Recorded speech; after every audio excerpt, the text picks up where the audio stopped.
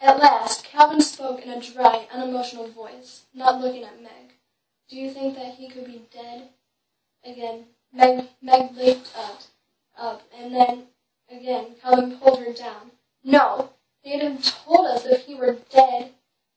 There's always a telegram or something. They always tell you." "What do they tell you?" Meg choked down a sob, managed to speak over it. "Oh, Calvin, Mother's tried and tried to find out. She's been down to Washington and everything. All they'll say is that he's out on a secret and dangerous mission. And she can be very proud of him. But he won't be able to communicate with us for a while. And they'll give us news as soon as they have it. Meg, don't get mad. But do you think that maybe they don't know?" A slow tear trickled down Meg's cheek. "That's what I'm afraid of." "Why don't you cry?" Calvin asked gently. "You are just crazy about your father, aren't you? Go ahead and cry. It'll do you good." Meg's voice came out trembling over tears. "I cry much too much. I should be like Mother. I should be able to control myself. Your mother's a completely different person, and she's a lot older than you are." "I wish I were a different person," Meg said shakily. "I hate myself." Calvin reached over and took off her glasses. Then he pulled a handkerchief out of his pocket and wiped her tears. This gesture of tenderness undid her completely, and she put her head down on her knees and sobbed. Calvin sat quietly beside her, every once in a while patting her head. "I'm sorry," she sobbed finally. "I'm terribly sorry. Now you'll hate me." "Oh, Meg, you are a moron," Calvin said. "Don't you know you are the nicest thing that's happened to me in a long time?" Meg raised her head, and moonlight shone on her tear-stained face. Without the glasses, her eyes were unexpectedly beautiful. If Charles Wallace is a sport, I think I'm a biological mistake. Moonlight flashed against her braces as she spoke. Now she was waiting to be contradicted. So Calvin said, "Do you know that this is the first time I've seen you without your glasses? I'm blind as a bat without them. I'm nearsighted, like Father." "Well, you know what? You've got dreamboat eyes," Calvin said. "Listen, you go right ahead on wearing your glasses. I don't think I want anyone else to see what gorgeous eyes you have." A Wrinkle in Time is probably one of the most exact books you will ever read. It has a sinister storyline behind it. The character and creatures in this book are the most extraordinary imaginations brought to life. As you tesseract with Meg and her little brother, Charles Wallace, you will feel you have been right beside them. Also, there is a little drama and romance for a good twist. And to think this sensational plot against the whole universe is only contained in this book. Are you interested yet? Well, there's only one way to find out for yourself exactly what happens to these charmingly smart kids. You should be able to find it in your local library and bookstore. And with that, I give you The Wrinkle in Time. Hi.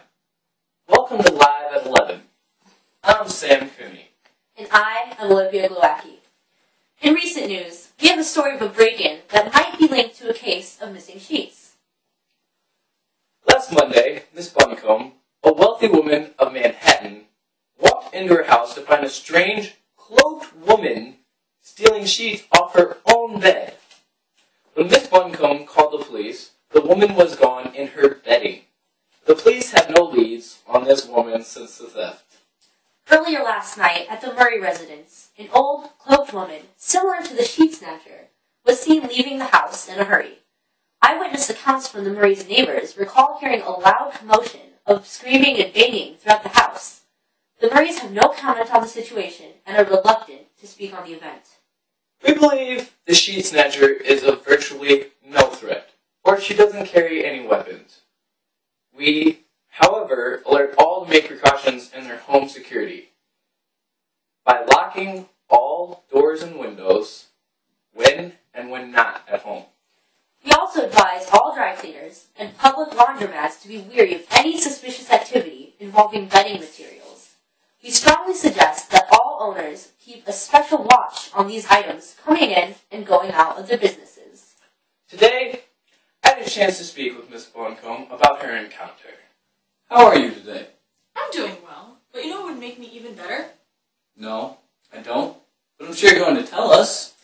If I had my Egyptian cotton 1000 thread count sheets. Why don't you explain to us what happened? Well, I came home from the store last Monday and I noticed that my front door was open. I went upstairs to my bedroom to put my purchases away. Nothing looked out of the ordinary until I opened the door. There was a lady stealing my bedding. I called the police, but when I got back in my room, she was already out the door and leads to my porch. Wow, I am sorry. We hope that your story will lead to finding this mad woman. We will alert you as soon as possible if we find her. I sure hope so. They're expensive and I just bought them the other day. Thank you for meeting with me today, Miss Buncombe. Anything for such a dapper fella like you. That sure was an interesting story. Well, I'll say, that is truly an unusual theft, don't you think? Definitely. I've never heard of anyone notorious for stealing sheets. Anyways, we worked with Miss Buncombe and the Manhattan Police Department to develop a sketch of the sheet snatcher. And this is what we came up with. Sorry. Along with the sketch, we also would like to identify the woman as an older woman. She is approximately 50 to 70 years old, and she is also about 5 feet tall. This woman is also around 150 to 200 pounds. Though she's more heavyset and older, she's very quick and agile. Finally, we encourage anyone with information about it to report it to our free anonymous tip line. Anyone that has seen this woman or have information should call 1-800-556-2230. The number again is 1-800-556-2230. Finally, we conclude our live broadcast. We thank you for watching and bid you a good day.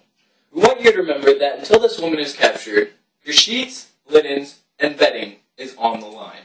That's right. This could happen to anyone, so... What is she doing?